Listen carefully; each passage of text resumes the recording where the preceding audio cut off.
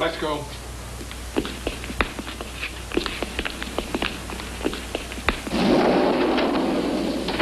Lee, if anybody shoots at you, I hope they're as good a shot as you are. You're just over-dramatizing. Well, if any shooting starts, you know what to do, don't you? I was told to do everything you do. All right, in that case, you hit the deck.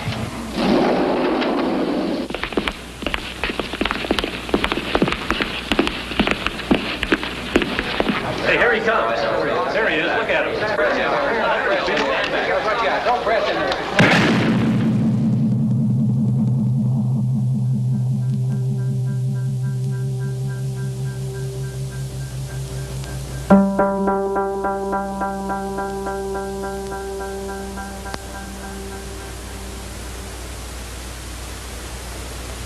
No single event in history has been chronicled in such detail as the assassination of John F. Kennedy on the streets of Dallas, November 22nd, 1963. This film reveals the stories of the people who played the most crucial roles in the drama. Every scene has been drawn from sworn testimony. This is the story of Jack Ruby, Lee Harvey Oswald, and John F. Kennedy. It's almost 11 o'clock here at Andrews Air Force Base in Washington as President Kennedy and the First Lady board Air Force One for a 5-city hop through Texas. Thursday, they'll visit San Antonio, Houston, and Fort Worth. Friday, it's on to Dallas and Austin. Elections may be a year away, but the President wants to see if he can't smooth over the bickering between rival factions of Texas Democrats. He'll return to the White House sometime over the weekend.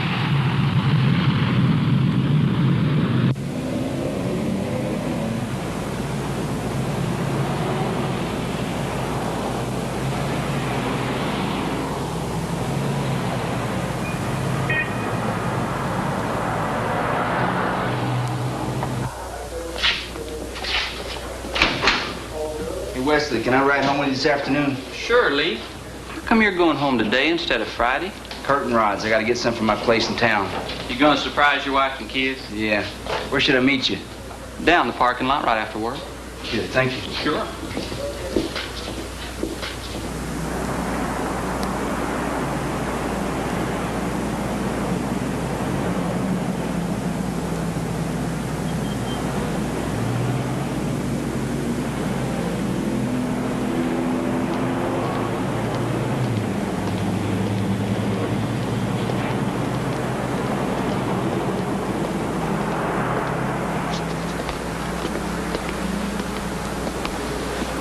Hiya, Jerry. How's it going?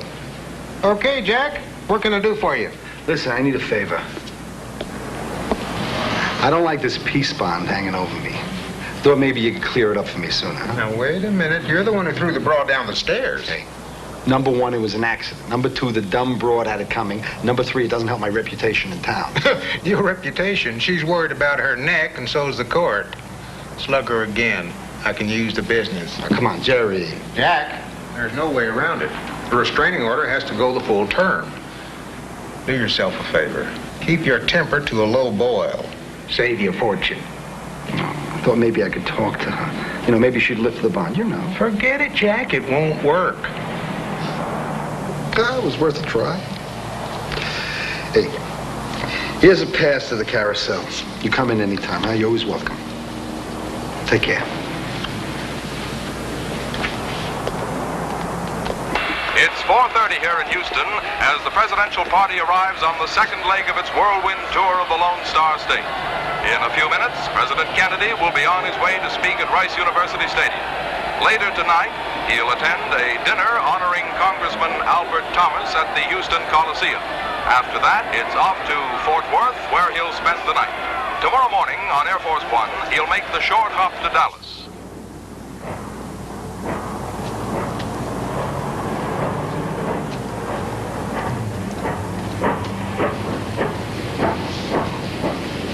Looks like rain, Lee. Yeah.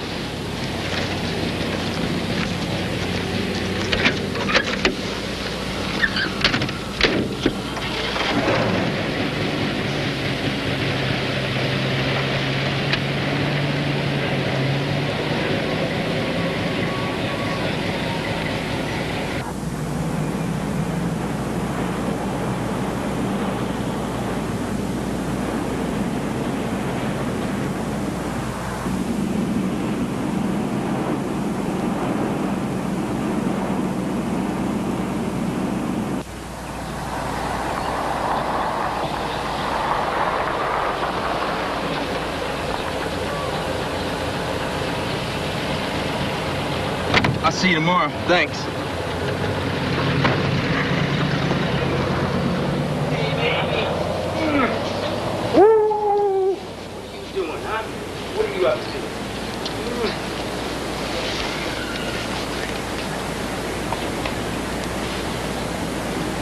I'll see you later.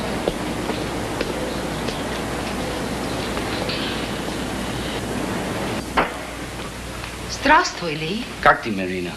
I'm sorry about the other night when you couldn't get me on the phone. Почему ты мне соврал? I was there. The landlady made a mistake. She just never gets the name right. Marina, не сердись на меня, пожалуйста. Почему ты пришел сегодня? I came here today because I want us to get back together. Marina, прошу тебя, прости меня. Забудь. I want you and the kids with me in Dallas. You've been staying here at the Paynes too long. I like it here with Ruth. I want to stay here.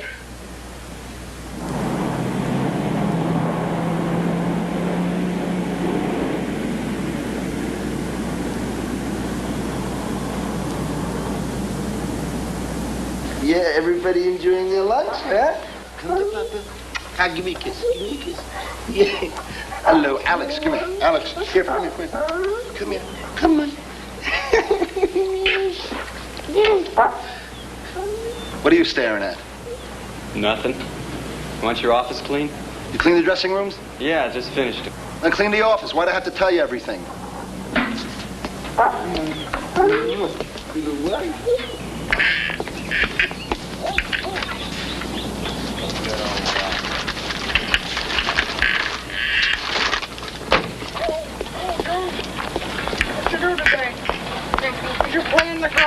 Lee, Oh, hi, Ruth. you're here a day early. Yeah?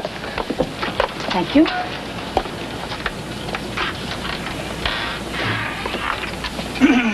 June, dinner now. Come wash. Give me a kiss, baby. Bye-bye.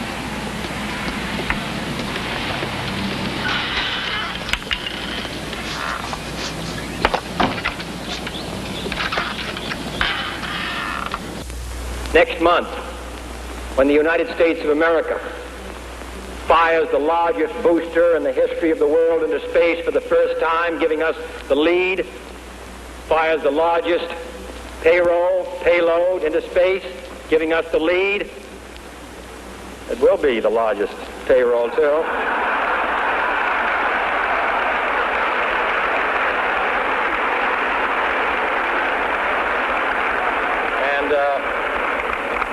Who should know that better than Houston? We put a little of it right in here. But in any case, the United States next month will have a leadership in space which it wouldn't have without Albert Thomas.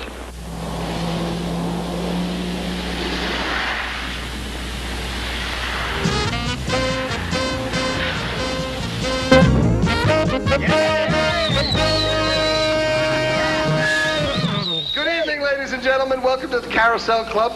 I'm Jack Ruby, owner and proprietor of this establishment, and doubling tonight as your MC. Now, I want you folks to know that you happen to be in the classiest club in Dallas. I mean it.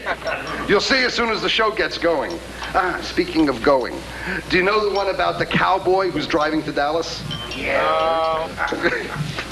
About 60 miles out, he picks up these two gorgeous girls. Takes one look at him and he says, sure gonna look funny, me driving into Dallas with two pregnant girls.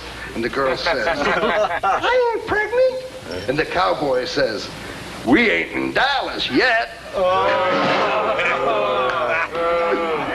You know how to tell if an elephant's been in your refrigerator? I wish Jack could steal a new comedy routine. It wouldn't help. He's got to be the world's worst MC. I'd like to hear you say that to Jack's face, darling. No way. I sure don't ever want him getting mad at me.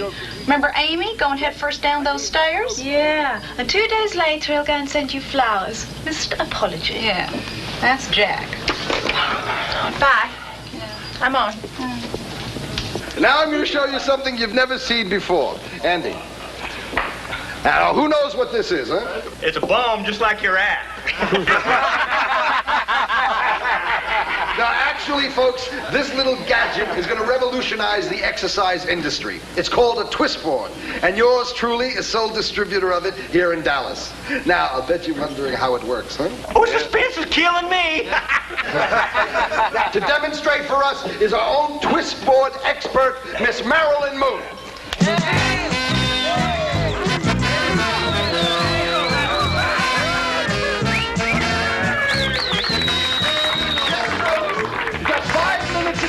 You can exercise every muscle of your body to a supple firmness.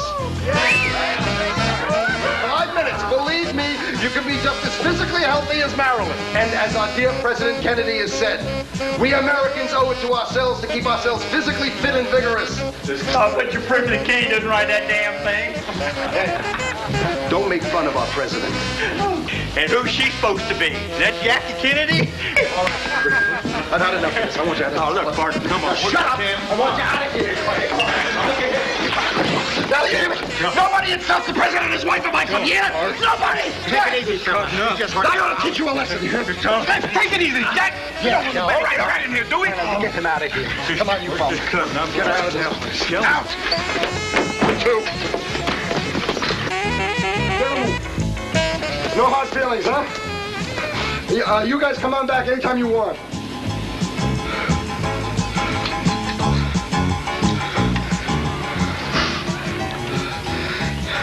Couldn't let him get away with that. Insulting the president and his wife. Just calm down, Jack. Calm down, jerk. I'd like to bash his head in for him. It's over. Take it easy. Forget it. Andy, you think I was wrong in kicking him out? No, I think you did the right thing. I mean, I need customers, you know that? But that kind of stuff, it gets me in the guts. Come on, if we don't get back to work, we're gonna lose a lot more customers.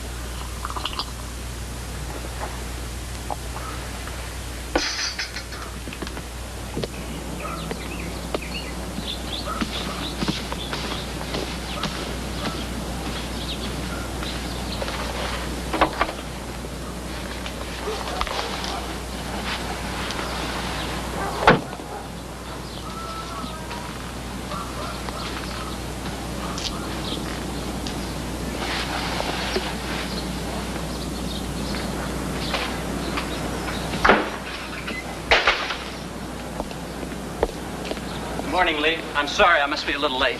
Oh, I think I'm a little early.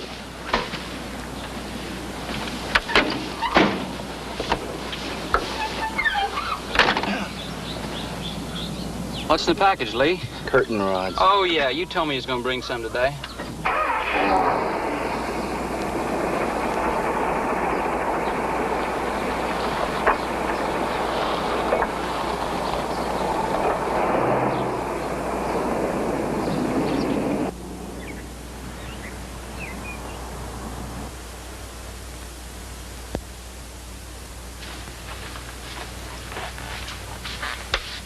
Morning. Morning, Jack.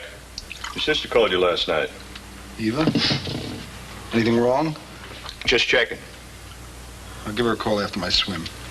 Hey, I think I got that department store deal just about wrapped up. That guy wants me to get back to him the beginning of next week. Probably be able to get a place of my own. That's disgraceful. What? Sad in the paper. It's an attack on President Kennedy. The day he comes to Dallas, they print garbage like this. Jack, it says, welcome Mr. Kennedy to Dallas. Just read the rest of it. It stinks.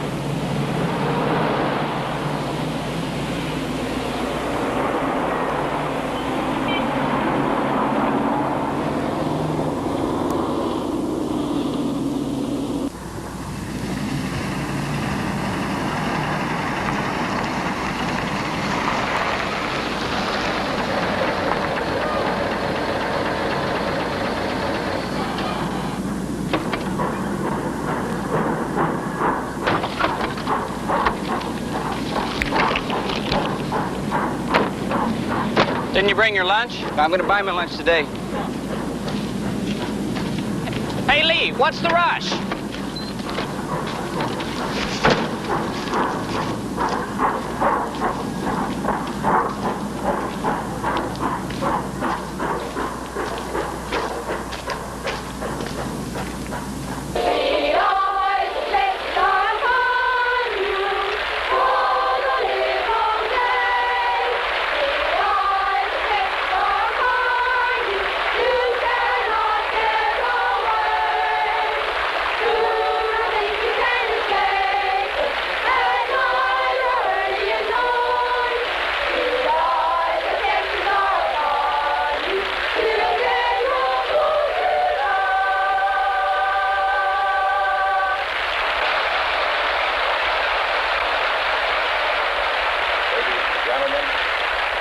I proudly present the President of the United States.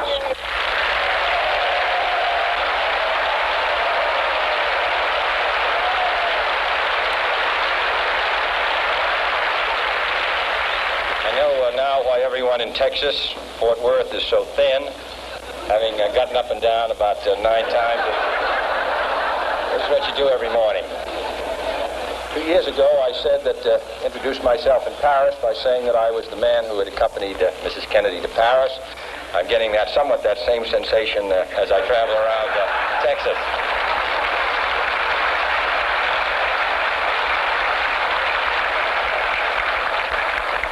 Nobody wonders what Lyndon and I wear.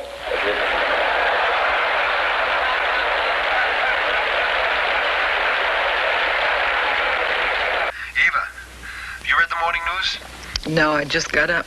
Some jerk took out a full-page ad attacking President Kennedy. Listen, people have got money to throw away. I didn't sleep at all last night. There's still a lot of pain. The Dallas News was dead wrong taking an ad like that. Business is business. You know those painkillers the doctor gave me? They're not helping at all. The jerk's name is Wiseman. Bernard Wiseman. He's Jewish? That's what worries me. I'm telling you, Eva, if this creep is a Jew, somebody ought to whack the hell out of him. Listen, he's a sick person. Yeah, well, I'm going down to the news this morning to place the weekend ads. I'll find out who's behind this. Jack, would you please don't make waves? Don't worry. I'll be cool. So, tell me, how you feeling? You don't listen. Everybody's asking for you at the clubs. I won't be coming back to work for a while yet. No, you just rest. I'll call you later, all right? All right. Bye-bye. All right, bye-bye.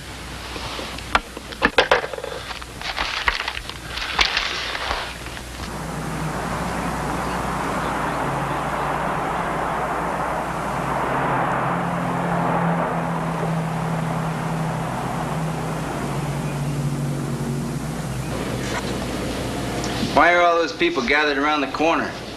The president's gonna come by here this morning. You know which way he's coming? Yeah, I think he's gonna come down Main, turn on Houston, and back again on Elm here. Oh, I see.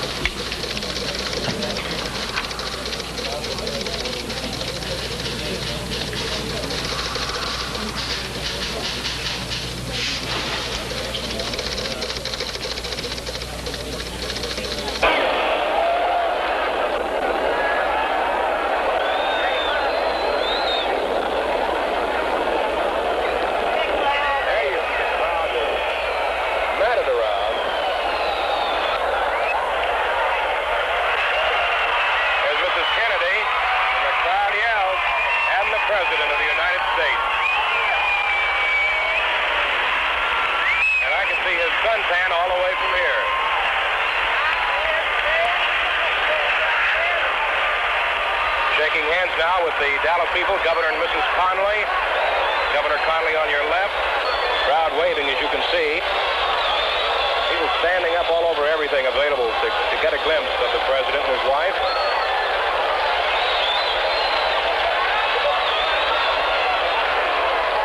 Cheering and yelling going on down the way as they approach the cars. Secret Service right along with the president, of course. The president passes right in front of a Dallas police officer, right in front of our cameras now. Somebody patted his shoulder. Mrs. Kennedy coming along behind him, grinning all the while. Jack, what are you doing here? Oh, hi, Jim. I was just working on the weekend ads, finishing them up. So how's business? Ah, it's been lousy. Too many of these degenerates getting into the clubs, you know? They scare the good people away. I don't know how to keep them out. Well, you ought to get a bouncer, Jack. Huh? Get a bouncer? I have one. You're looking at him. So how do you bounce them? Easy. Oh, yeah. I can handle most anything. Of course, sometimes you have to give them more than just a quick kick in the butt, you know? That's why I always have a gun handy. Yeah. I'll be back in a minute, Jack.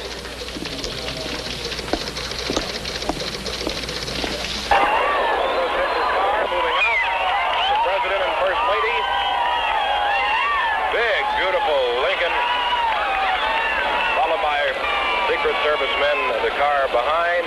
Then comes the Vice President and Mrs. Johnson, Senator Yarborough.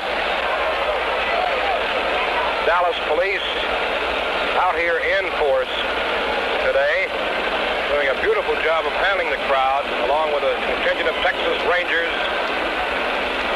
The party now is leaving Dallas Love Field.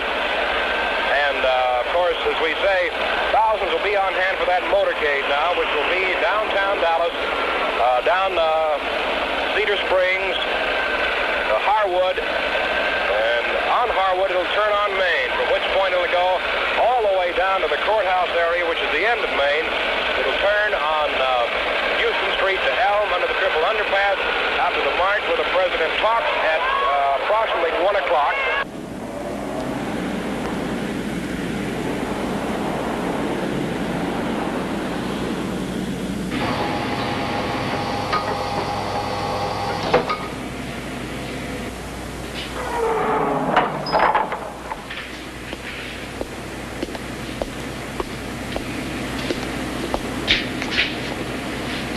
Hey, boy, you coming downstairs? It's near lunchtime. No, sir. When you get downstairs, would you close the gate to the elevator so it'll come back up? Okay.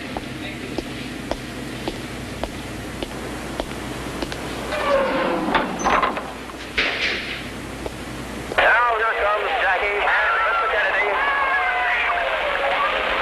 Mrs. Kennedy radiant in that pink outfit and the pink hat, and of course you can hear the streets around us. They're driving plenty slow enough for the people on hand here to get a good look at them, to get a good wave in, and I'm sure that everybody would swear that they were waving directly at them.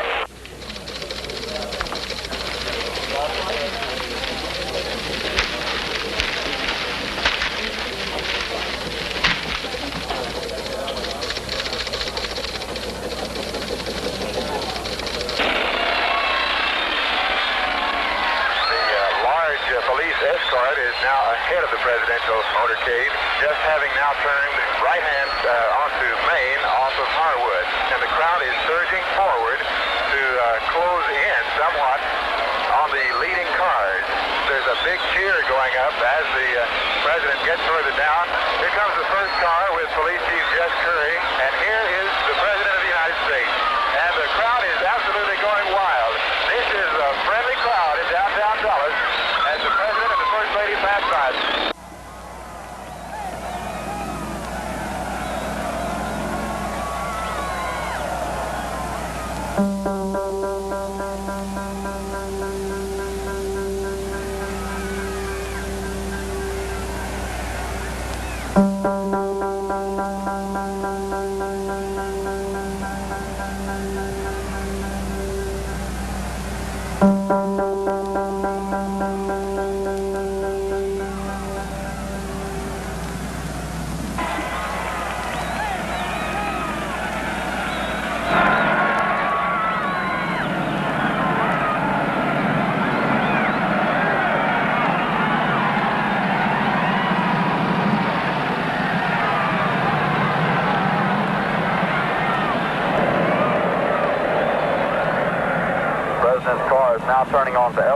and it will be only a matter of minutes before he arrives at the trademark.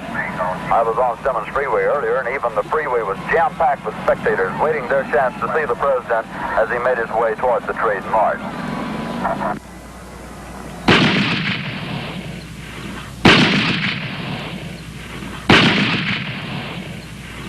It appears as though something has happened in the motorcade route. Something, I repeat, has happened in the motorcade route. Stand by just a moment, please. Someone shot at the president. I think from this building. How do I get upstairs? Come on, I'll show you. The elevator's on the upper floors. Are there stairs? Yes, over there. Let's go.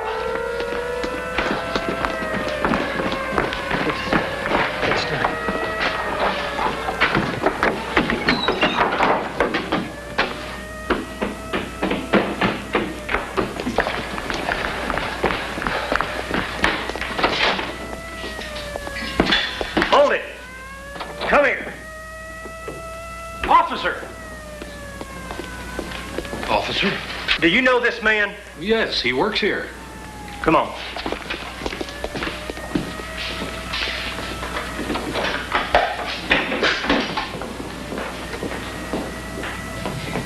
The president is shot at, but maybe they didn't kill him.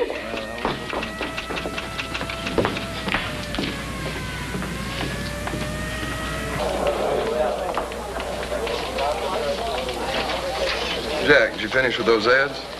Yeah. Good, I'll take them down with me. Jim, can you tell me who this Bernard Weissman is? Probably why. I want to find out who's behind this ad. Somebody shot the president! Somebody shot the president! Just running it out.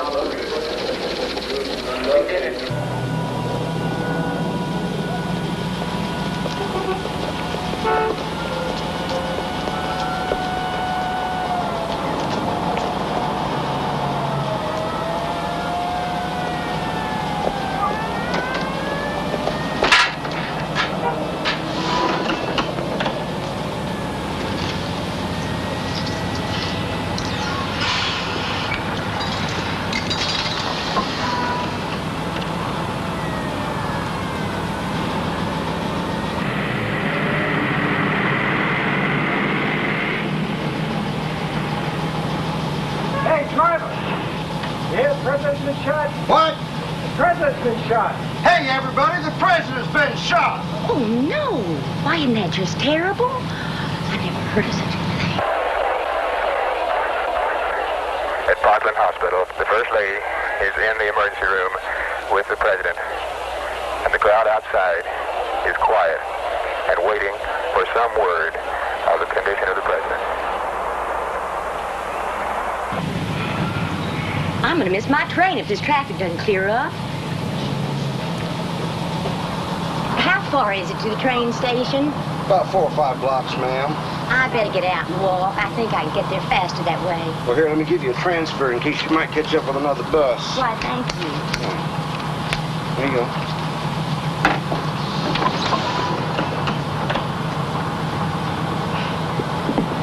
Can I have a transfer too? Sure.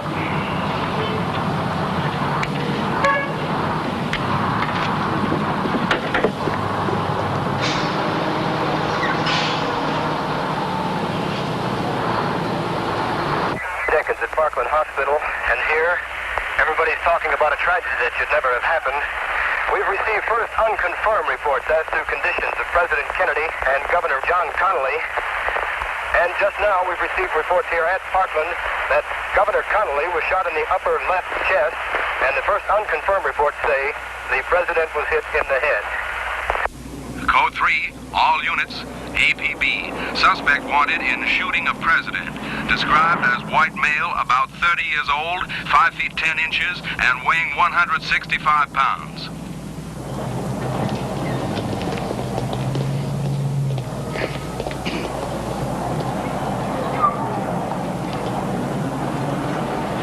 Can I have this cab, please? You sure can. Get in.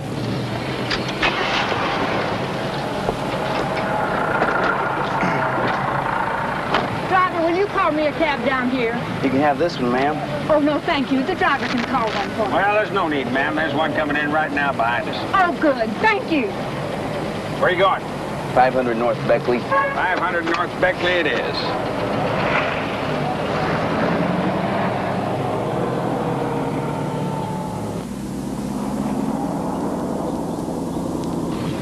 Dispatch, this is car 10, District 78. 10, I read you. Go ahead. Yes, I'm in the Oak Cliff area as ordered. Present location, Lancaster and 8. 10, remain in 78. Stay at large for any emergency that comes in. Over. Roger, 10-4 clear. How's your sister taking it? Same as the rest of us. Any more news? Doesn't look good. Why did it have to happen here? To us. How can I stay in Dallas after a thing like this? Jack, I know how you're feeling, but take it easy. I gotta get out of here.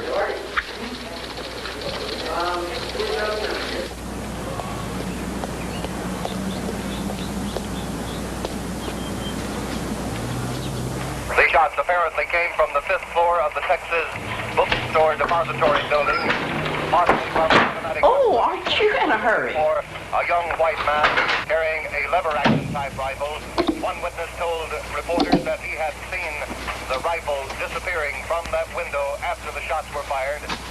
And the Dallas newsman, Mel Couch, said he was riding shortly behind the president in the parade. He said after the shots were fired, he happened to look up at about the 5th or 6th floor of the Texas Book Depository. He said he saw the rifle being pulled back in. Down Mobile News Unit number 4 here at the Texas School Book Depository, where the area being completely roped off by Dallas police.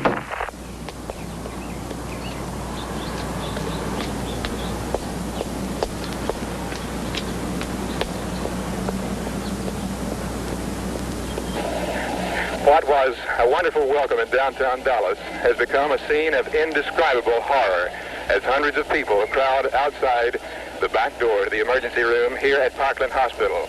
And people are wondering, is our president going to live? President Kennedy is on the inside of Parkland Hospital.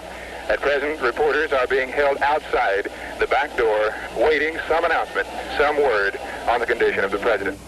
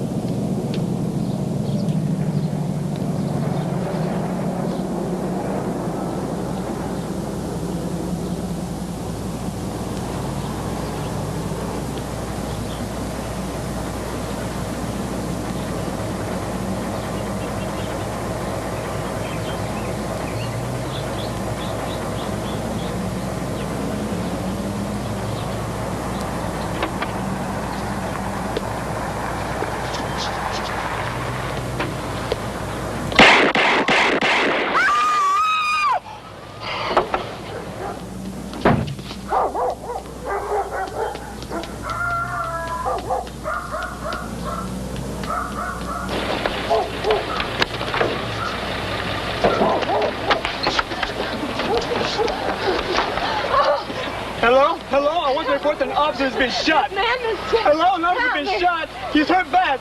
The motorcade then increased in speed, running to Parkland Hospital. Just a moment.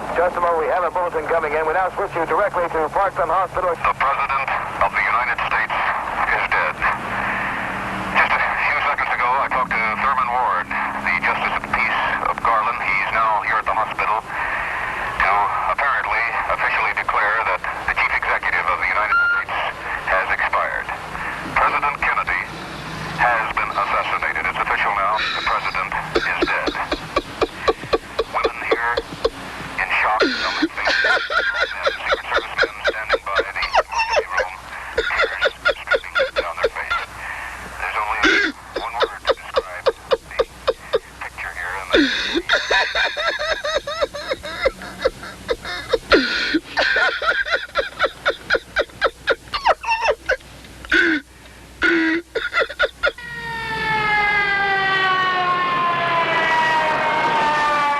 I've just received a news bulletin. A police officer has been shot to death in Oak Cliff.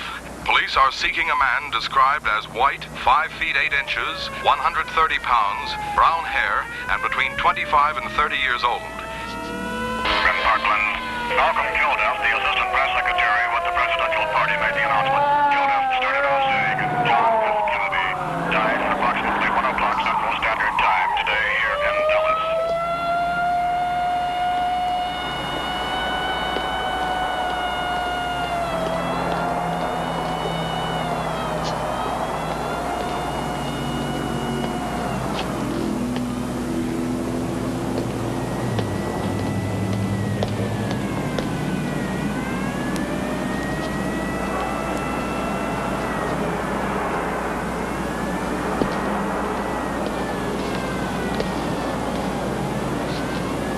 Hi, Johnny. Liddy, see that man duck in here?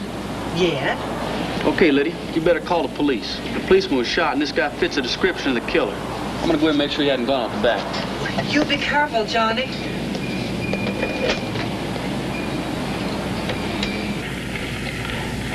All right, let's have it.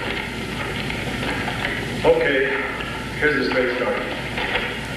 I was to draw fire when they got close up. Well, I got a jam, I don't know, something. Anyway, they caught a burst from the machine gun. It was Connors who threw the grenade before he went down.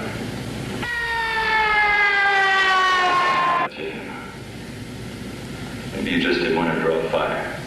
Look, Lieutenant, I didn't cause anybody to get killed up there. Sure, I lied because... Wait a minute. All right, what are you doing here? Well, this guy acting suspicious out in the theater. I just blocking this exit you boys got here. Did you point him out? Yeah, it wasn't so dark. We're taking care of it. Come on. I thought maybe I could go home with something to show him. It's not that easy, I guess. You guessed, Keeper. When we get back, I'm gonna wreck you so high you're gonna stink with me. All right, where is he? That's him right there. That's him. Okay, let's go.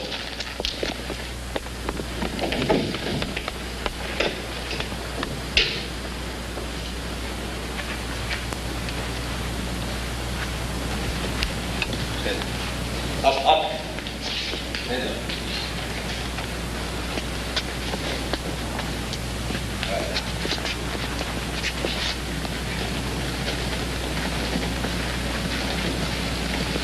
Stand up. Put the hands up. He's got a gun! Here. Get him.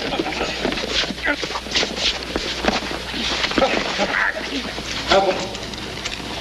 I'm not resisting arrest. I'm not resisting arrest. Okay, all right.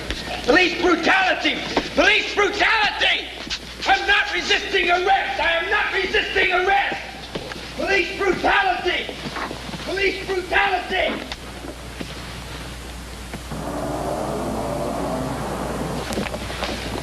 This is probably where the shots came from, Captain.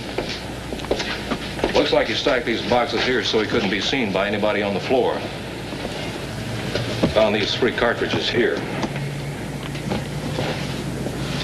He probably steadied his weapon on these boxes. And the only other thing we found here is this paper sack. Anybody called Lieutenant Day to get him over here for prints? Yes, sir. Deputy Boone? Excuse me, Captain.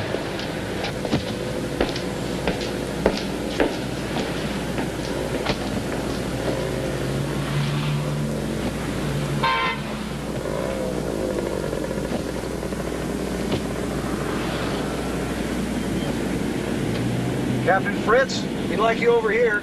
Coming.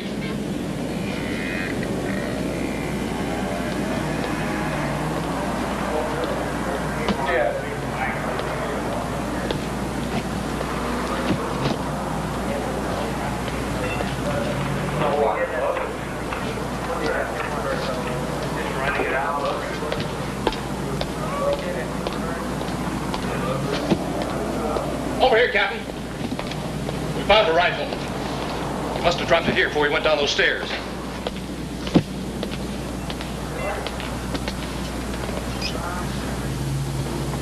All right. I want it photographed and dusted for prints. Don't let anybody get near it till Lieutenant Day gets here. I can hear the motorcycle escort outside with the ambulance starting up, and the president's body with the police motorcycle escort is now pulling away from the hospital. It is about 1.5 hours since he was shot. The president has been dead for about an hour and 7 minutes. What are you two doing here? George is on duty and I didn't want to be alone. Same here. Just needed to be with some people, you know. Sure. Any more news? You hear about the policeman that got shot? What's his name? A guy named Tippett. Tippett? Oh, my God. I knew him. Said he had a wife, 3 kids. I didn't think he was married. Jack, what we gonna do? About what? About the clubs. We gonna shut down? I don't know yet.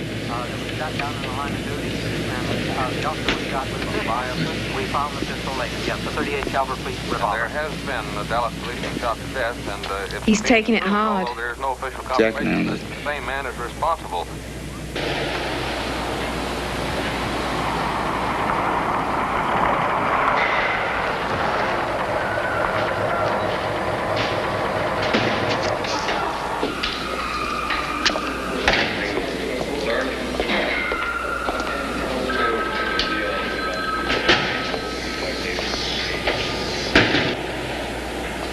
I found 2 cards in your wallet. Are you Lee Harvey Oswald or A.J. Heidel? Why don't you find out?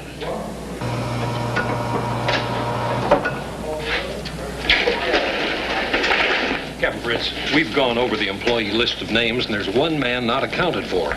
He's Lee Harvey Oswald. Where does he live? His address is listed in Irving. Thank you, Mr. Truly. Get some men out to this house and put out an APB on this Oswald. Get a full description for Mr. Truly. Right. Have the exact spelling of that? Lee Harvey Oswald. It's O-S-W-A-L-D.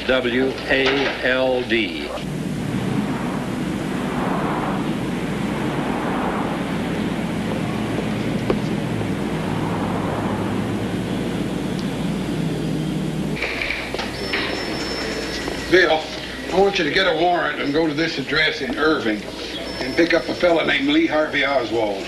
Excuse me, Captain. Why do you want Oswald? He's employed down at the book depository, and he wasn't present at the roll call for employees. We can save you a trip, Captain Fritz. Lee Harvey Oswald.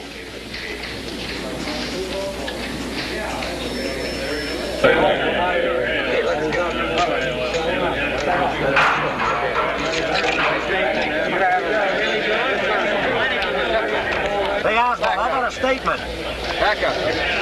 Here he is, here he is. Let us through, let us through. Coming through here. Coming through, give us some room. Come on, Oswald, statement, please. Coming through here. Get back, get back.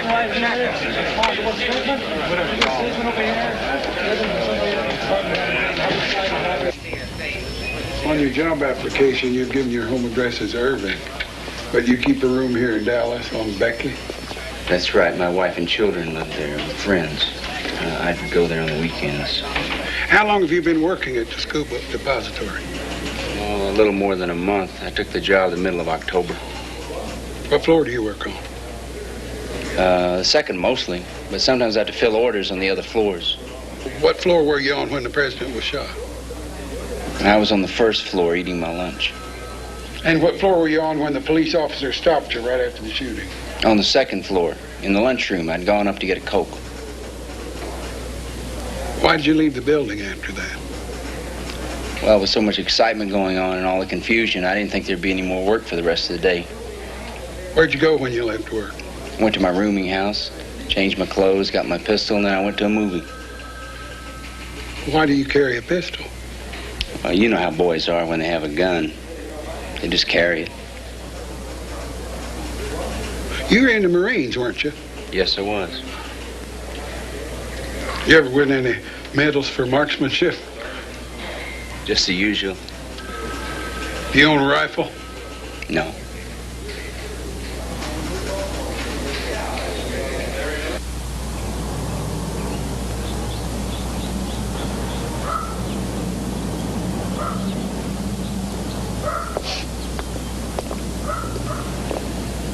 Now, would you ask her to show us the rifle that she says her husband owns? Gdzie Tovka, Marina?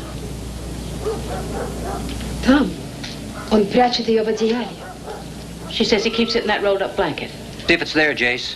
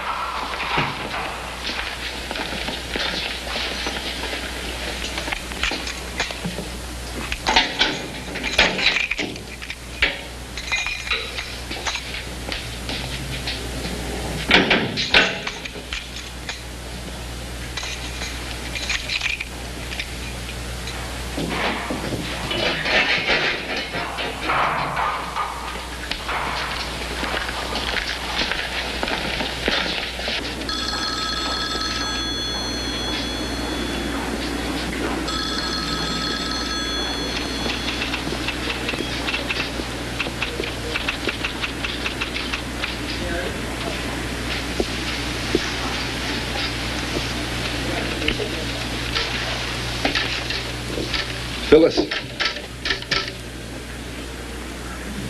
Jack, what are you doing here? I was just around.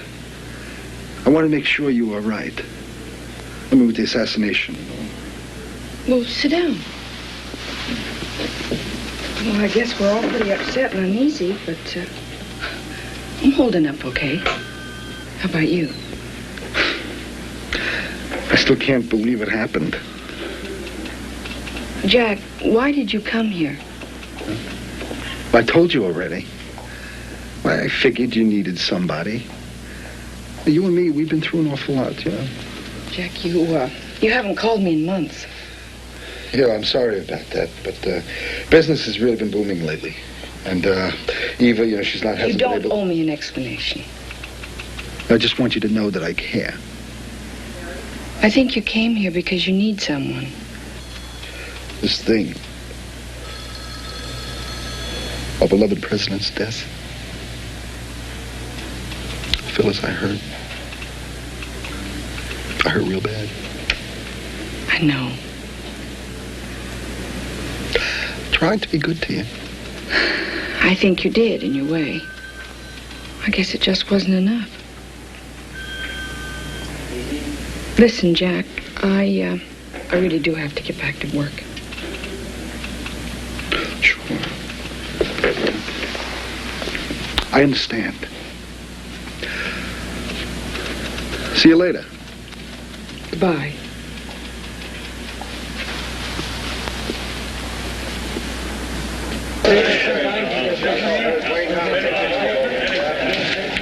Mr. Oswald, FBI agents Book Out and Hosty are going to ask you a few questions, if that's all right with you. Have you ever been in Mexico, Mr. Oswald? No, only Tijuana when I was a kid. Are you a member of the Communist Party? I don't carry a card, never carried a card. Mr. Oswald, have you ever been in Russia? You know damn well I've been in Russia. I know who you are. You're the one who accosted my wife. He practically accosted my wife! What do you mean, accosted? I mean, he'd wait for me to go to work, then he'd come around and bother her with stupid questions. Am I allowed to get an attorney? Of course. Then I'd like to get a Mr. Apt. He's an attorney in New York. He defended the Smith Act people in 1949. And if I can't get him, I'd like to get someone from the American Civil Liberties Union. We can arrange for you to call whoever you want, whenever you like. Good, because I refuse to answer any more questions of these men until I can consult with my attorney.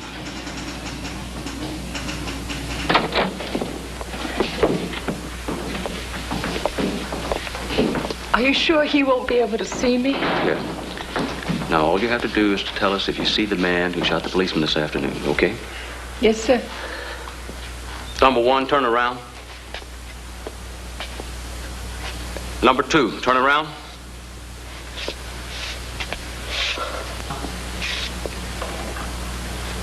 Number 3, turn around. Number 4, turn around. All right now, Miss Markham. Which one is it? The second man. Now, what about the second man? The second man is the man I saw shoot the police.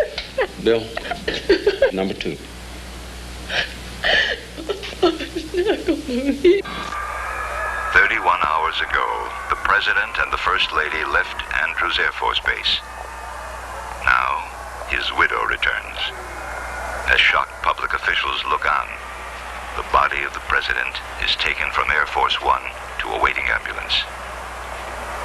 Around the coffin, handing it down from the cargo lift, are the close advisors and aides who had followed him from Boston. Dave Powers, Kenny O'Donnell, Larry O'Brien. And then the glare of the spotlights reveals Jacqueline Kennedy, still in the blood-stained pink suit she wore away from Dallas. At her side, the Attorney General, Robert Kennedy. He'll share with her the long, lonely vigil of this night. In silence, official Washington stares at the brutal truth, bronze coffin. Quiet groupings of Congress and White House aides, along with the television audience. I don't want to watch, and I can't stop. Order you some food. Who can eat? Come on, Eva. Spend a half hour picking out all the things you like.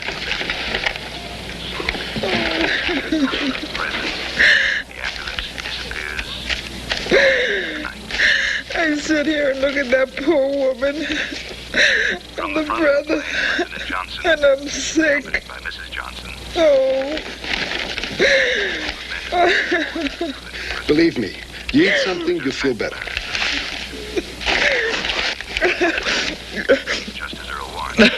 Mama's solution. What? I said it's Mama's solution. No matter what the problem. We had chills and fever, or we didn't have enough money, or tornadoes. It's the same solution. Eat. No, she was right. Oh, my God. Jack, you buy too much food. If I get started, I can't stop. Anyway, it took my mind off what happened. I could almost forget the Kennedy. No, the police said that they arrested a man. Yeah, Oswald. Did you know him? Know him? Hey, Eva, how the hell would I know him, huh? I don't know. Maybe he went to one of the clubs. I don't let creeps like that into the clubs. You know that.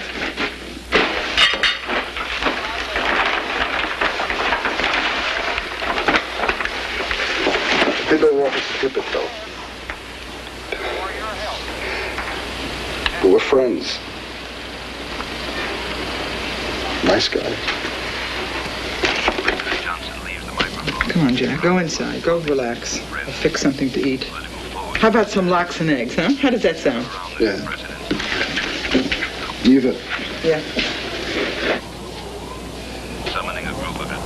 I was thinking about sending flowers to the place where the shots were fired. Dealey Plaza. What do you think? Oh, that would be nice. It was just a thought.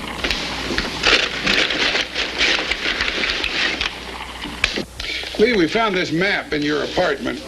As you can see, it's a street map of Dallas.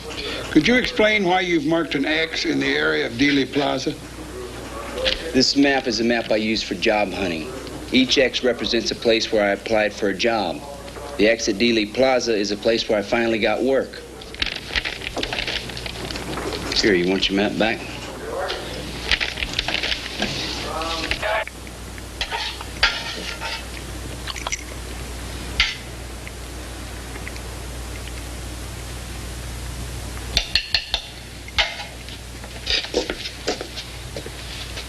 I made the scrambled eggs like you like them.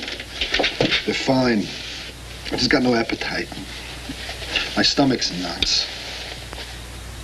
Eat, Jack. It'll take the hurt away. Now who sounds like Mama? Well, at least tonight they'll be together. Who? The Kennedys. That wonderful big family. Look at all the pain and trouble they've had, huh? But they've endured it. They're very strong people. They love each other. They're so close. And right now, they're easing the pain for each other. Right now. That's the best part of a family. Well, same with us. I mean, we had our share of troubles, us Rubensteins. We were always there to help each other out. Huh? We did the best we could. But we were always being pulled apart so much. I mean, it wasn't easy to be close like the Kennedys. Poor Jackie. What she's going through this minute.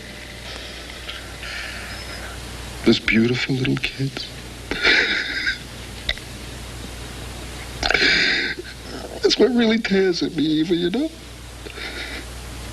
I mean, kids, they have to have a fun. It's always the children who are hurt the most in a thing like this. They're so helpless.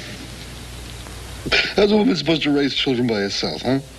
It could be done. Look at Ma. No. No, Ma had Pa. Yeah, Pa was there. He was there to help. Jack, Pa was always leaving.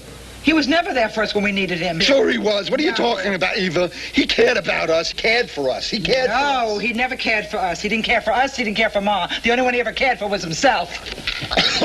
Jack! Jack, what's the matter? Jack! What?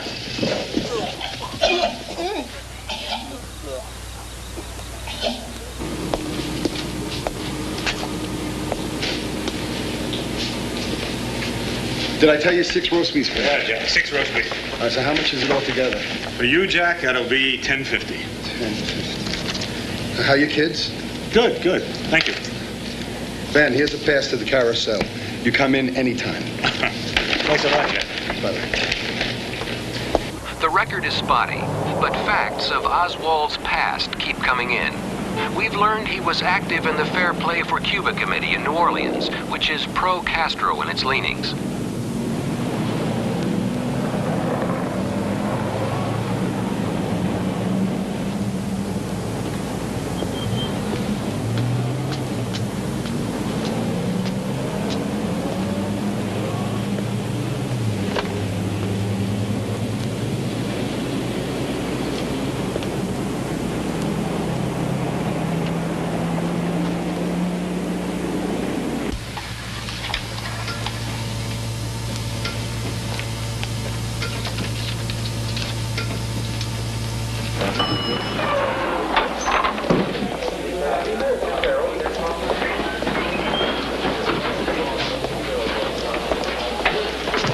Jack Ruby, what are you doing here?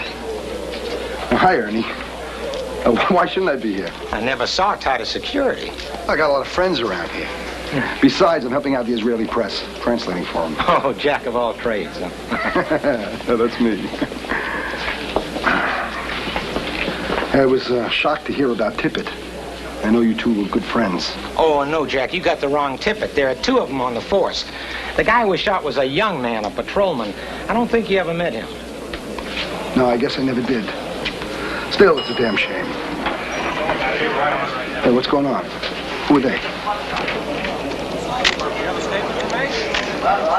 Miss Roy, Miss Oswald, let me look at Oswald's wife and mother. back. Give us some room. Come through, fellas. Miss Oswald, your husband guilty of the crime? There's one shot here. Please, look this way, Miss Oswald. Can you believe that? This morning, there were nobodies. Have you seen this Oswald guy? They're really keeping him under wraps. Yeah, but he's in the building. Oh, probably right in there. When we put the pressure on the DA downstairs, he said maybe he'd set up a press conference with Oswald. Tonight? Who knows? You pick up a different rumor every 30 seconds. There's going to be a press conference. I'm going to be there.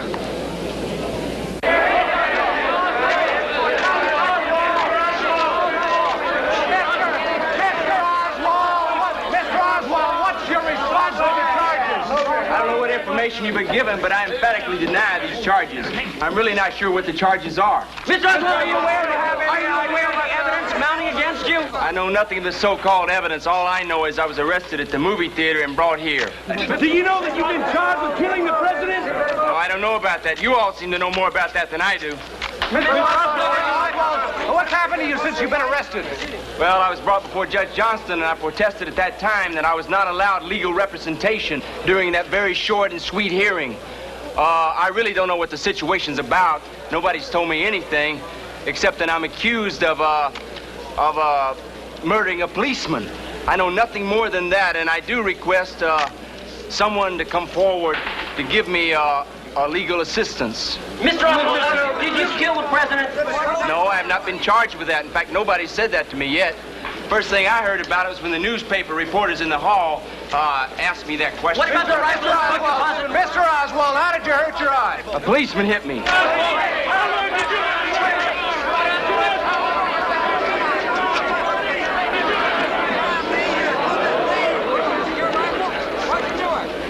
I can't believe how calmly he's taken all this. He was laughing at us. He had this smirk on his face, like he was pleased with himself. Is it true Oswald is a member of the Communist Party? Gentlemen, please. Now, we really don't know whether he is or he isn't. Now, we have uncovered some information which indicates that he was connected with a pro-Castro group while living in New Orleans. I think they call themselves the Free Cuba Committee or something like that. Well, sir, it's the Fair Play for Cuba Committee.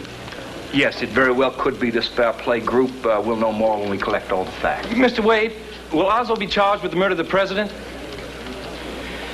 I think that'll be all for now, gentlemen. We'll let you know of any new developments when they occur. Thank you for your time, gentlemen. Thank you. Thank you.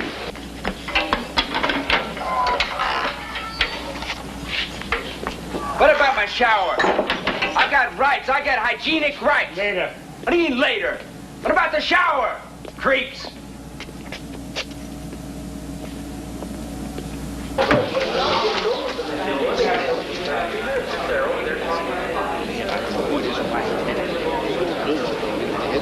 He's got a bump on his head. He's got a bruise. Now, Ben, that's your department. It was one Mr. Wade. Mr. Wade. You remember me, Jack Ruby? Yeah, I run the Vegas Club. The Vegas Club? Why are you here, Mr. Ruby? I'm translating for the Israeli press. Thank you. Ben, I need that. I want you to know you did a hell of a job in there. Thank you very much. I appreciate it. Ben, I got to help. I'm the one who corrected you on that Cuba thing. I appreciate that very much, Mr. Ruby. You're going to have to excuse me now. I'm very busy. Thank you. Ben, I need it. You know your voice. You've got lobby full of reporters here. Dallas is in enough trouble as it is. You don't have to speak. Hey, mister. Yeah, what's the matter? Hey, look, this is an open line to New York for an interview with the DA, only I can't get Mr. Wade over here. Hey, you sit tight. I'll get him. Yeah, will you tell him it's WNEW, Ike Pappas. Thanks, Thanks very much. I appreciate it. Excuse me, Henry! WNEW in New York. They're holding the line for you. You're supposed to talk to him. Yes, I did tell him I'd talk with him. Ben, I'm going to need that in 15 minutes on my desk. I need it this now. way, okay? Excuse me. Mr. Wade? Yes. How do you do? WNEW, New York. All set? Ready? Good. You're on. Henry Wade here. May I help you? Yes, we're working on that. Thanks for your help. Hey, no problem. I'm Jack Ruby. I run the two biggest nightclubs in Dallas. Good to meet you. Ike Pappas. Here's a pass to my club. You come in anytime, huh? Well, I'll sure try. Hey, do me a favor, will you? Will you keep Wade here? Yeah, sure. Don't let him go.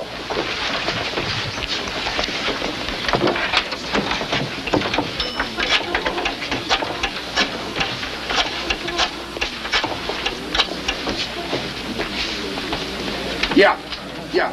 Hi, who's this? No, I'm Jack Ruby. Right. Yeah. I run advertisements for my nightclub on your radio station.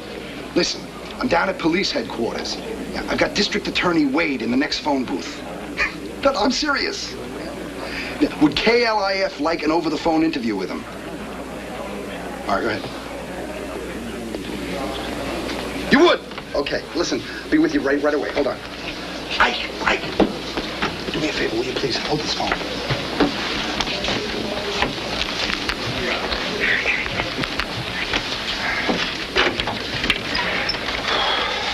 How'd it go, Henry, huh? Just fine. Thank you very much. Listen, how about one last interview for KLIF? Mr. Ruby, you have to excuse me. I'm very busy. I have a meeting upstairs. Oh, come on. They're on the line. Take a minute. Let's make this really quick. Very quick, please. All right, come on. Excuse me. Yeah, he's here. Mm-hmm. Line open? All right, here we go. Yes, Henry Wade here, DA of Dallas.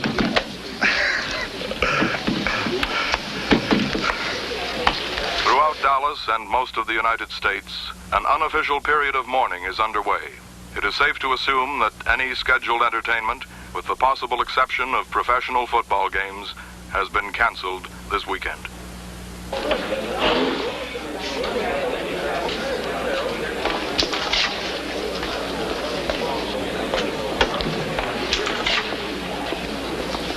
Aren't you with KLIF? Yes, I'm Doug Adams. I'm Jack Ruby. I just set up a telephone interview with the district attorney in your station. Jack, could you arrange for me to talk to Wade in person? Oh, sure. Yeah, wait a minute, okay? Henry! Doug Adams from KLIF. He wants to ask you a few more questions. We're just on our way out right now. Oh, come on. Why are you waiting at the elevator, huh? Get him. I want you to ask him a question for me. Ask him if he thinks Oswald is sane. District Attorney Wade? Yes. I'm Doug Adams, KLIF. Doug, It's nice to meet you. I've got a couple of questions here I'd like to ask you. First one is, just how much and what kind of evidence do you have on this Lee Harvey Oswald? Well, we're still accumulating evidence. A little premature right now to release any of that information.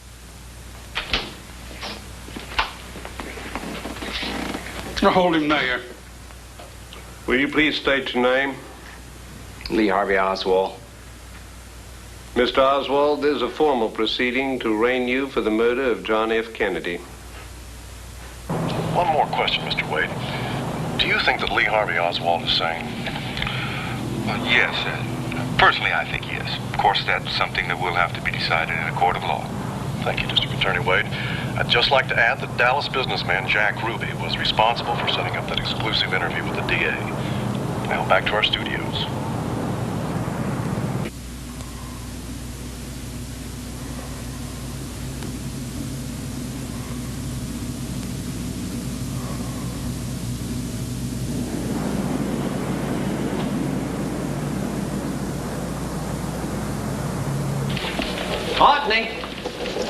Otney, Mr. Ruby here has brought us his latest business idea.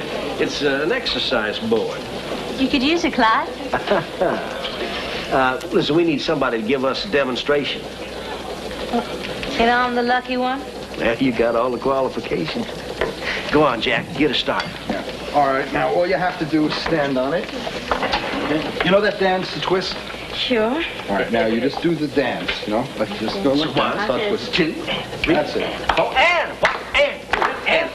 oh, hey! I really have to try this. It's going to do wonders for your figure.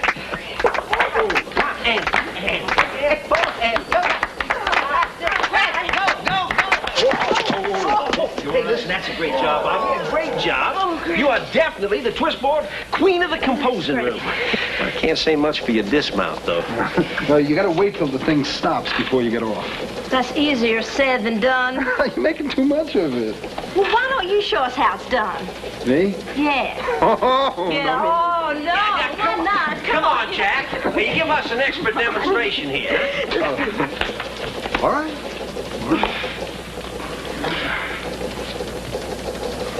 Hey, look at him go. Hey! Hey, and 1, 2, 3, and 4, and 1. Hey, come on, Jack. Let's see you dismount. Oh, let's see you get off this thing.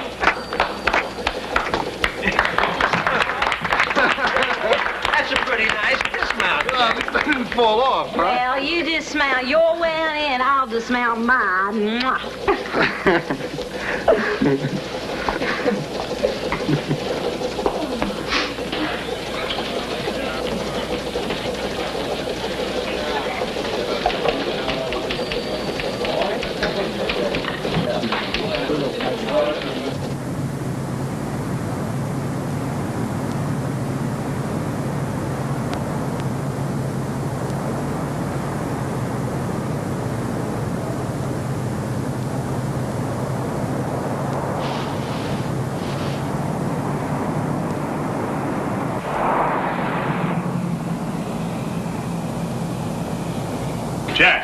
Jack, where are we going? Come on.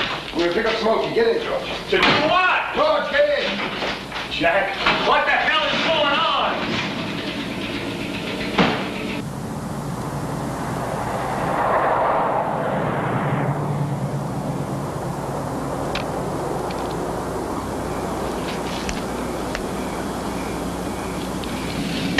All right, show me another one.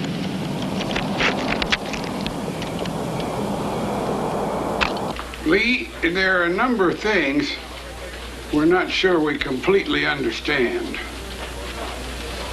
So I'm hoping you'll be able to clear them up for us. Now, how did you get from work to your rooming house? I told you I took a bus. Well, that's interesting. Because we have an eyewitness who swears you got into his cab at the Greyhound bus depot. That's right. The man's telling the truth. I did get in a cab. The bus got into heavy traffic and was going too slow, so I got off and caught a cab. Did you ride to work with Wesley Fraser on Friday morning? Yes. At that time, did you carry a package which you told Mr. Fraser contained curtain rods? No, I don't recall having such a package. Well, did you have any package with you? Just my lunch, which was in a sack. What was the size and shape of that sack? I don't remember if it was a large sack or a small sack. I mean, you don't always get the right size sack to fit your sandwiches. Where did you place that sack when you got into the car? On my lap, or beside me. I didn't want to get it crushed. Mr. Fraser has stated that you placed a long package in the back seat. Well, he must be mistaken, or he's thinking about some other time maybe that he picked me up. Where'd you eat that lunch you brought with you? I told you, on the second floor. Well, yesterday you told us you ate on the first floor. Well, I ate on both floors. Did you eat alone? No, I ate with some of the colored boys. I think one of them's name was Junior. The other was a little short man. Junior who? I never knew his last name. Lee, have you ever been questioned before? Yeah. By whom? By the FBI when I came back from Russia. They questioned me for a long time. They use different tactics than you do. They use a soft approach and then the hard. They even tried to intimidate my wife, which I still resent. If all else fails, they try to be your buddy. Tell me, Lee, what do you think of the president and his family? I have no views on the president. My wife and I like the president's family. They're very interesting people. I have my own views on the president's national policy, however. I know that I have a right to express these views, but because of the charges, I prefer not to at this time. Lee, I'm not a malcontent. Nothing irritated me about the president. Lee, would you submit to a polygraph or a lie detector test? Well, I refused to take a polygraph test from the FBI when I came back from Russia. I'm sure not going to take one now from the Dallas police. Captain, may I ask a few questions? Mm-hmm. This is Mr. Kelly of the Secret Service. Is that all right with you, Mr. Oswald? Sure. Did you watch the presidential motorcade? No. Did you shoot Governor Connolly? No. Was he shot too? Did you shoot President Kennedy? No.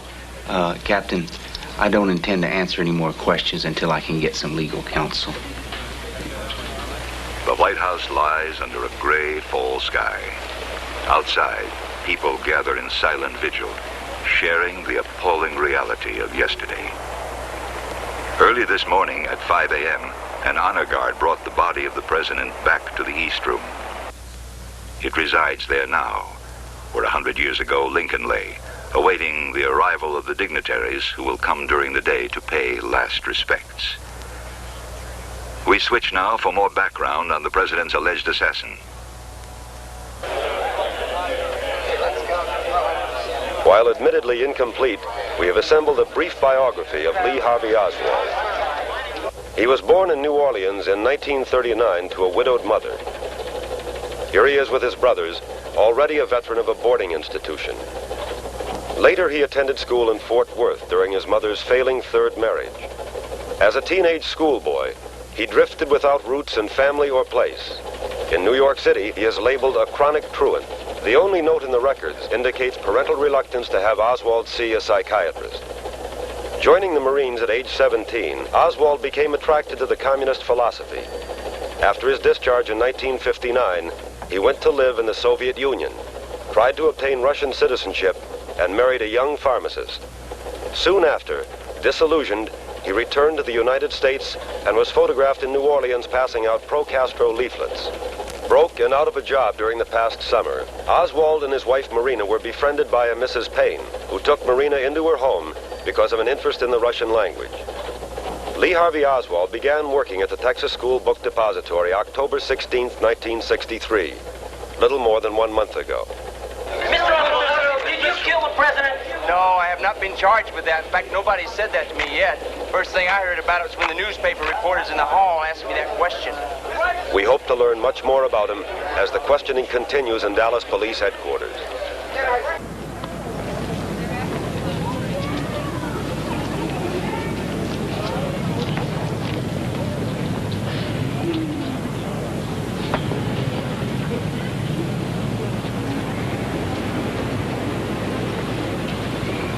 Excuse me, sir, but you're Jack Ruby, aren't you? Yes. Well, I'm Jim Cheney. I'm a good buddy of Dean Gelmini. I met you at your club one night. Mr. Ruby, are you all right? Oh, yeah. Yeah, I'm okay. It's just, seeing the place where it happened. I understand. There's been lots of people out here this morning. They all react the same way. Yeah? About keeping good company, huh?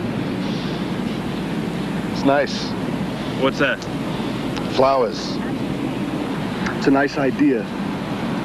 Shows that people in this town really care. The shots were fired from over there, right? Right, the book building, the 6th floor, they think. It's the first window on the right. You still own your nightclubs? What? Your nightclubs, you still run them? Oh, sure. Yeah, they're closed for the weekend, though, because of this. Look, you're welcome to come in when we reopen. Here's a pass, huh? I'll show you a good time.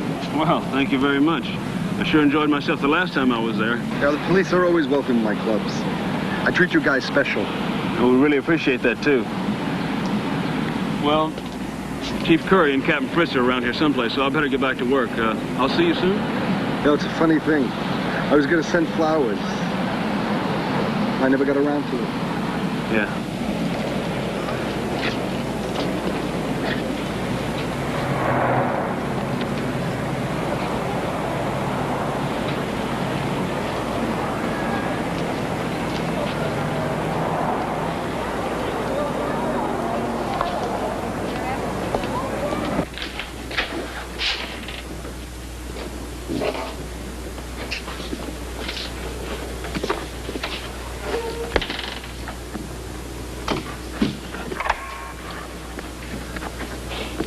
Hi, little brother.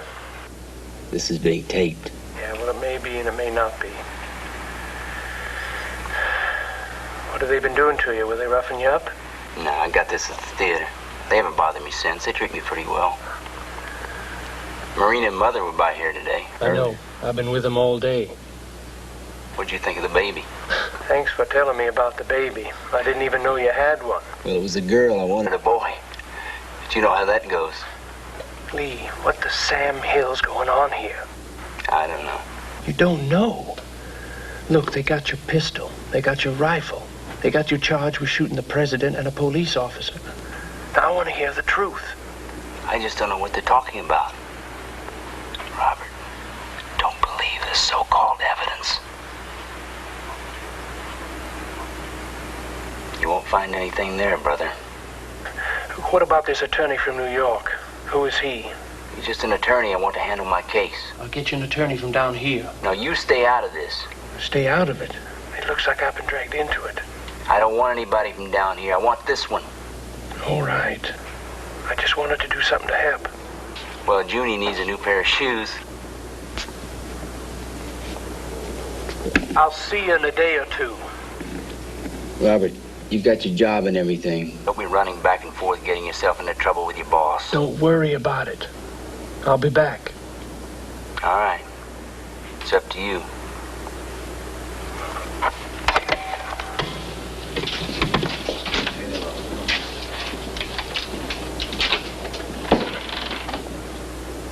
Eva, I tell you, I checked the city directory, the phone book. There is no Bernard Wiseman. It's a phony name. So there you have it. It is a dead end. Would you sit down and have a cup of No, coffee? just listen to me. It's not just any phony name. Wiseman, huh? Why did they pick the name Wiseman? Because it sounds Jewish. You said it yourself. They picked that name so that people would blame the Jews. I don't hear anybody blaming the Jews. It'll happen. It'll happen, believe me, Eva. I'm onto something. Yeah, I'm onto something here very big. I'm going to see it through. Go ahead, go on. Keep it up. Keep it up. You're going to make yourself sick. There's a bunch of degenerates out there ready to destroy the Jews. That is you and me, Eva. Will you stop? What am I supposed to do, huh? I was supposed to sit back and let these creeps assassinate my president? Huh? Maybe start a new program right here? Stop it! You're going to send me back to the hospital with this craziness. Is that what you want? Is that what you want?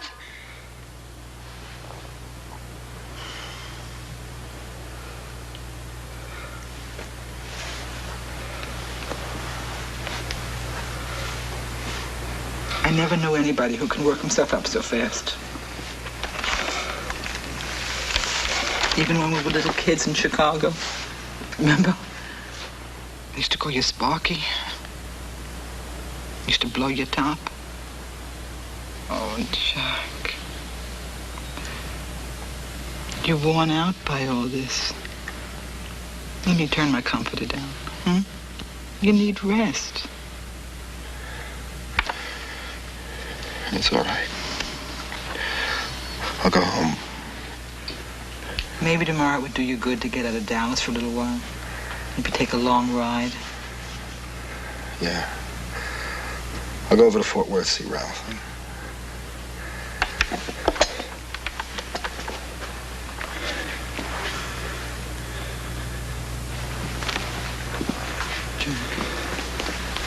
Jack, the best thing we can do is to try to forget what happened yesterday. Eva, who can forget? What else can we do?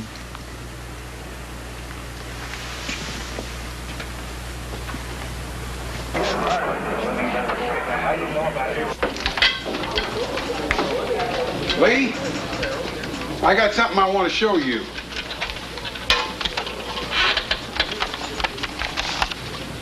Have you ever seen these photographs before? No. Well, we found them among your things out at the Payne place.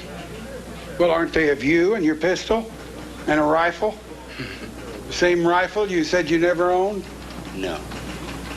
Well, why do you laugh? These pictures are fakes. They've been doctored. What do you mean? I mean, I was photographed several times yesterday by the police, so that the head of this person is probably me. But it's very possible you people have superimposed my face over the body of somebody else. Why would we do that? Prove a point, I guess. Mr. Oswald, do you consider yourself knowledgeable on the subject of photography? Yes, I do.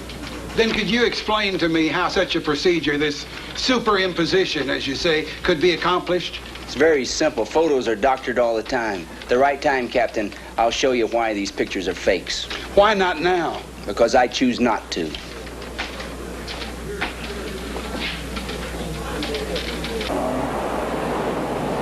We've been advised by the FBI that they have a copy of the mail order for the rifle. The rifle that was found on the 6th floor of the book depository? That's right. The writing on the order has been compared with samples of Oswald's handwriting and found to be the same. Also, the return address was Dallas. A post office box under the name of A. Goodell. Would you spell that name for us, sir? H-R-D-E-L-L. Our records show that the box was rented by Lee Harvey Oswald. We understand that there's a photograph of Oswald and the rifle. Is that right? We have a picture of Oswald standing with a rifle in his hand, which is very similar to the rifle in our possession. Also, he had a pistol strapped on his hip. Any results on the ballistics tests? Looks like it's going to be favorable. Thank you, Chief. Thanks, Chief.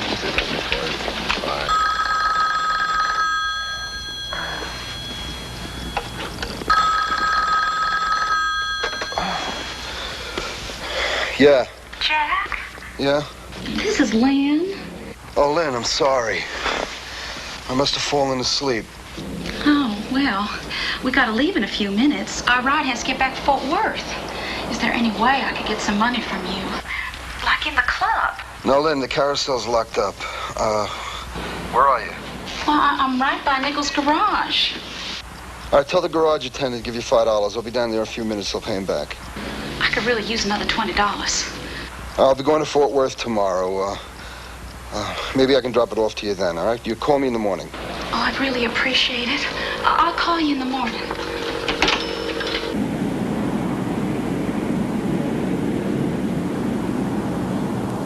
Charlie, we're going to transfer Oswald to the county jail this morning. It'd be nice if we could ease the prisoner out without anybody knowing it. Yeah, but we're going to have to inform the press at some point. Where are we going to take him out, Chief? The basement. Why don't you start securing it right now? Yes, sir. Now, let's figure out a route. Now, we can come up through here. Hasn't she been hurt enough? It isn't right to make a woman like her come back here. Face the worst time of her life again. It isn't right. It isn't right. Talking to me, Jack? Huh? No. No.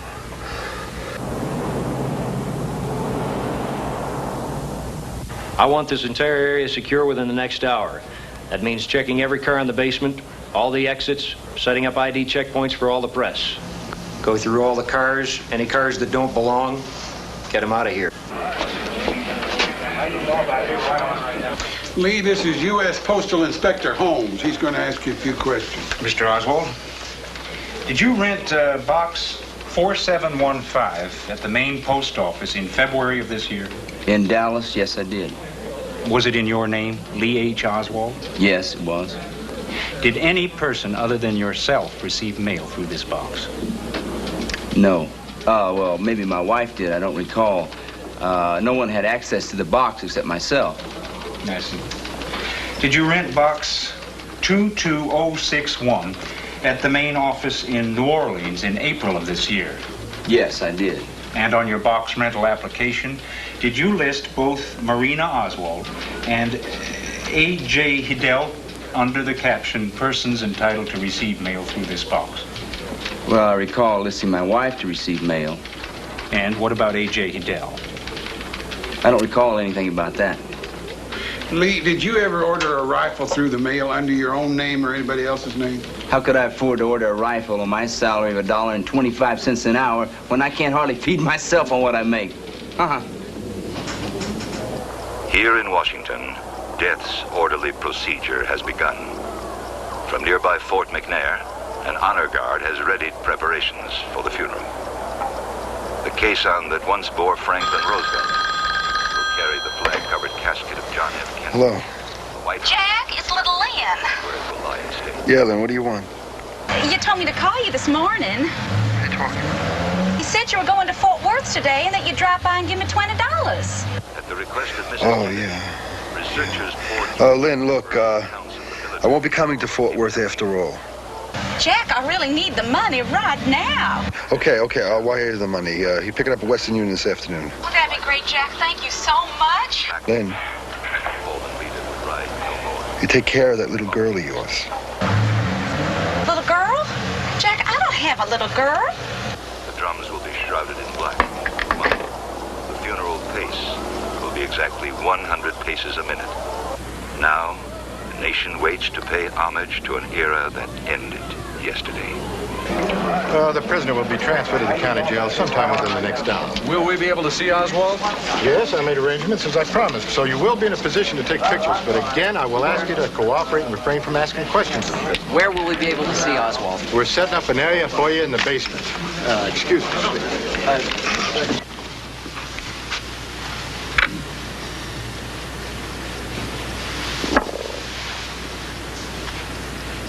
Along the circular drive outside the White House, 50 state flags, ruffling in the breeze, are marched into position.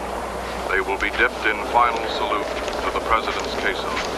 At approximately 1 o'clock Eastern Standard Time, Mrs. Kennedy will follow the funeral... George, I'm going down to the club to feed and walk the dogs. Okay, Jack. I won't be long. Her return Friday night from the tragic events in Dallas. All is in readiness as Washington and the nation... She will stay, all right?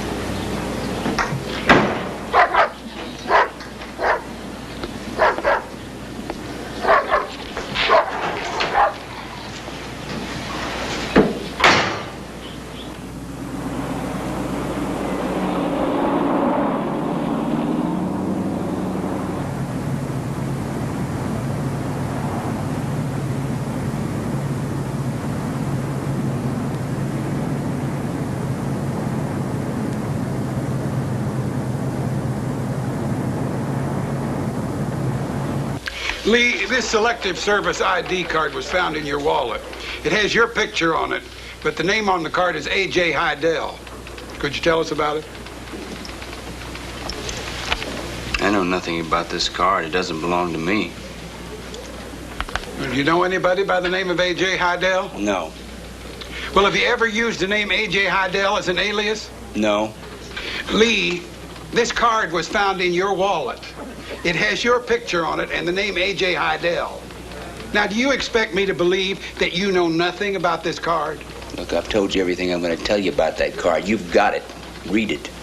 You know as much about it as I do.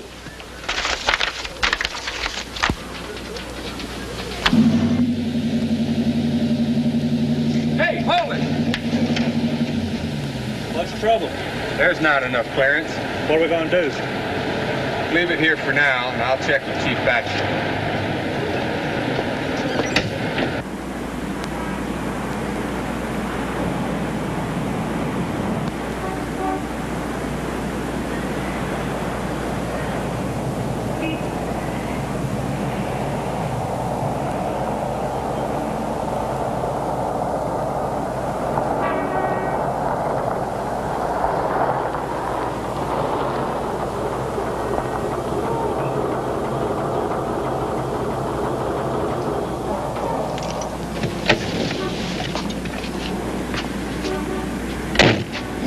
Now you stay, little wife. I'll be right back.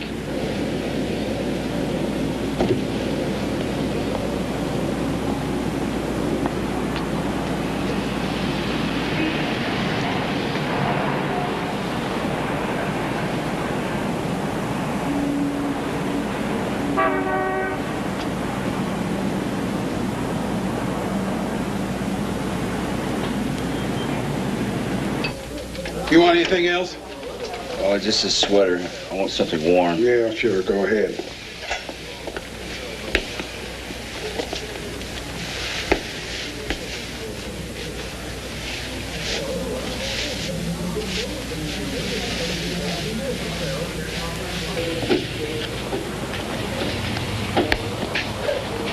Just a minute, sir. Ma'am? Ma'am, didn't you want a receipt? Yes, of course. I'm so forgetful. There you go. Thank you very much. Ma'am. Yes, sir. What can I do for you? I want to wire $20 to your Fort Worth office. All right, sir. That's $20 to Mrs. Karen Collin in Fort Worth. Captain, the armored truck's here and in place. What armored truck? To transfer the prisoner. Well, that's ridiculous. Tell Batchelor to use regular unmarked cars. 2 of them. You can use the armored truck as a decoy. Yes, sir. And let us know when you're ready. Yes, sir.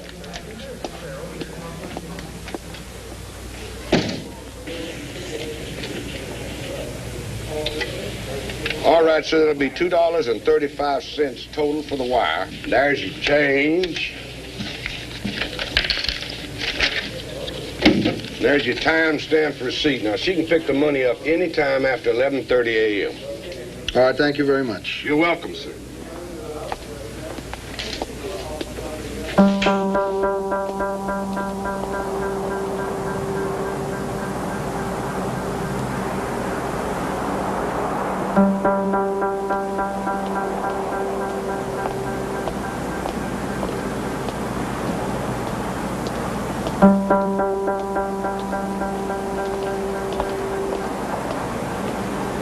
Captain, we're ready.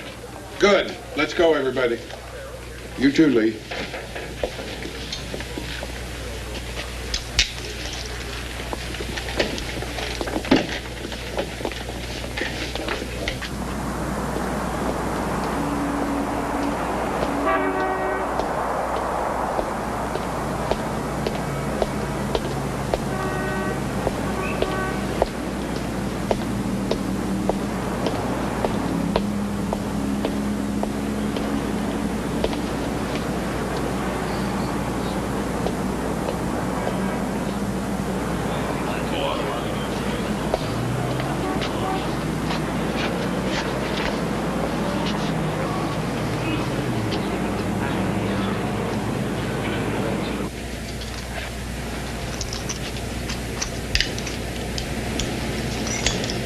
Let's go.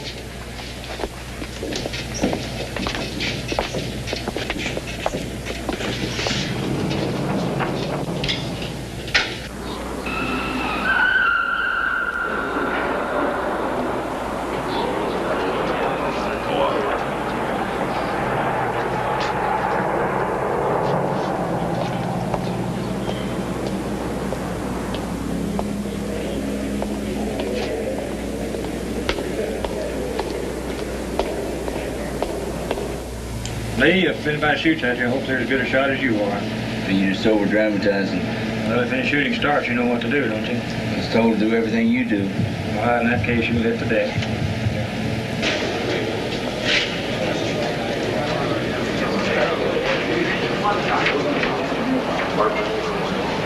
That's all right.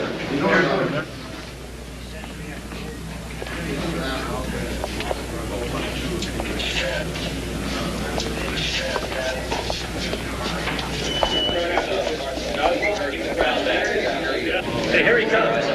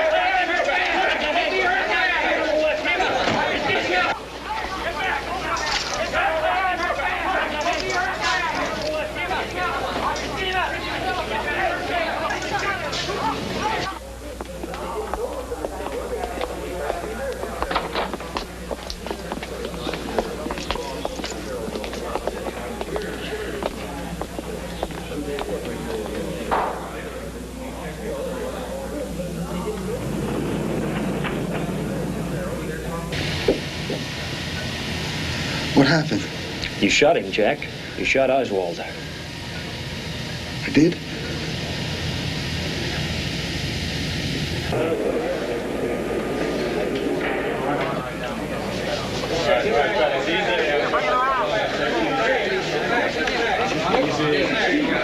Hey, is he dead?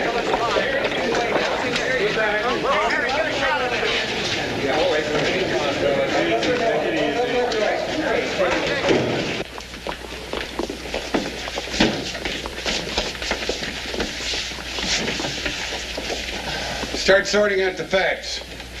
I got plenty of questions to ask you. I don't even remember doing it.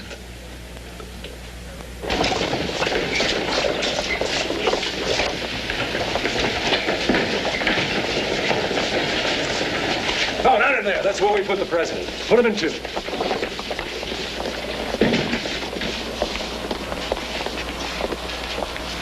I don't remember anything since I left the Western Union office till you guys threw me on the ground. Mr. Ruby, maybe you don't remember doing it, but do you know why you did it?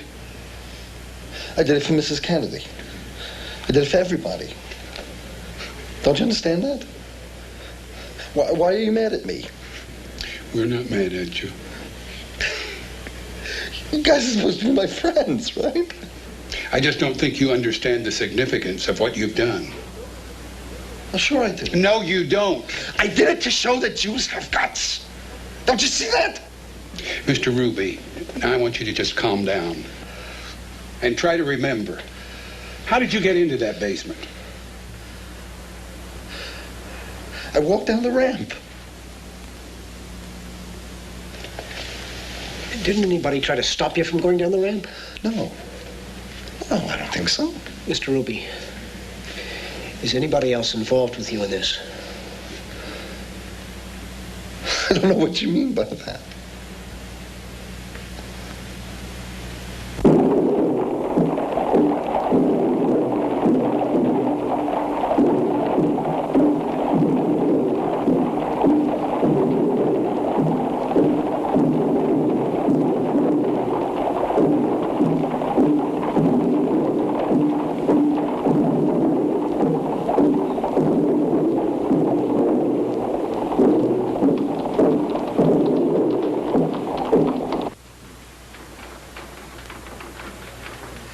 Maybe I should call my lawyer. Can I do that? Of course. Is he dead? I hope not.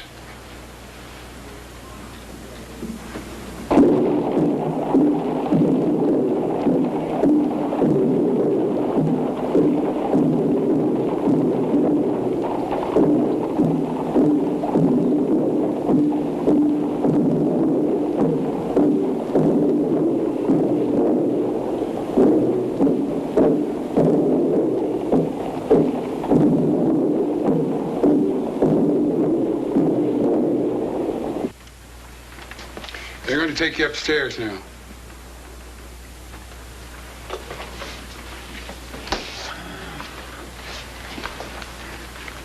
I'm sorry about all this.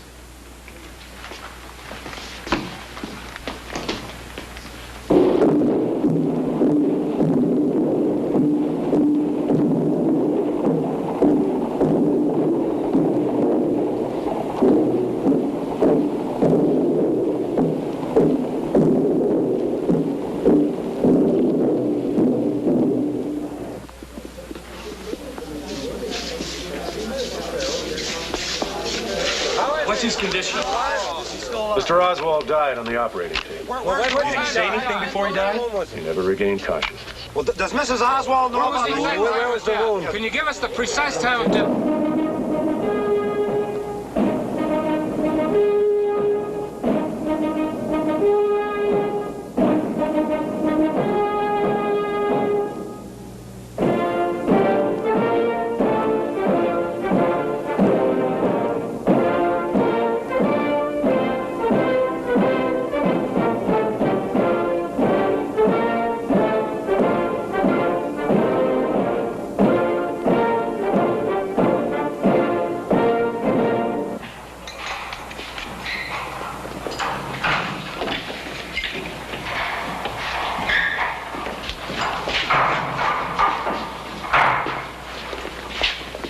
Not there. Put him in number 1.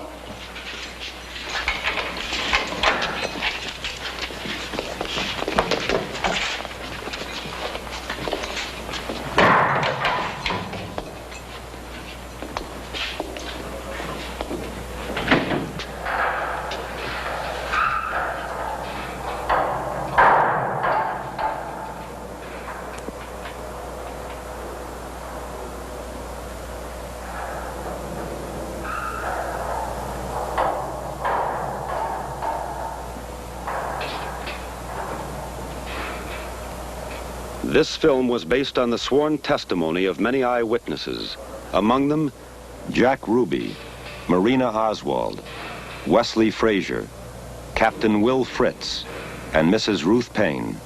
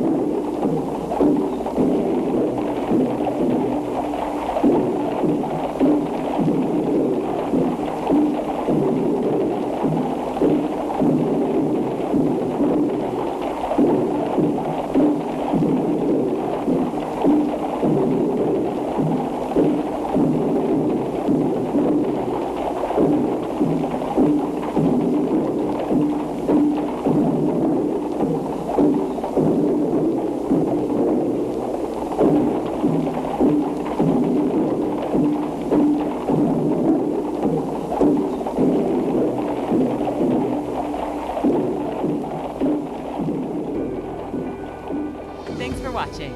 If you'd like to help us produce more compelling historical content like this, please like, comment below, and share this video with fellow history buffs.